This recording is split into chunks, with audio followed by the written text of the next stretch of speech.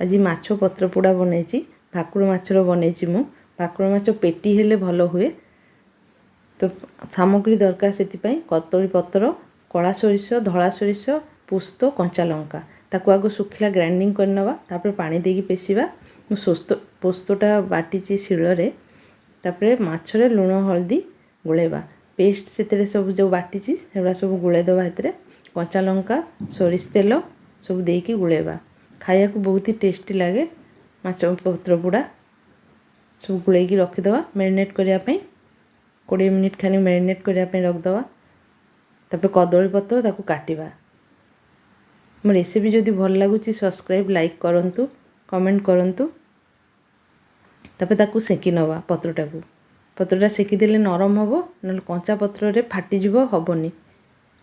तापर माछरे आउ टिके तेल दवा पत्र रे तेल दवा देकी ताकू मैरिनेट करिथिबा माछ सब ताकू बांधिबा सूतारे पत्र देदेबा ता ऊपर गोटे कंचा लंकाटे देबा मसला सब दवा सूता देकी भल कि बांधिबा एपट सेपट करी पत्र को बांधिबा नले खुलीजिव ए टाइप मुड़ीकी एमती बांधिबा ताकू बांधेकी तापर कड़ाई गरम कर देछि कड़ाई टिके तेल दवा बेसी तेल भी दरकार नहीं कहीं तेल माछरे पड़ी तेल दरकार नहीं।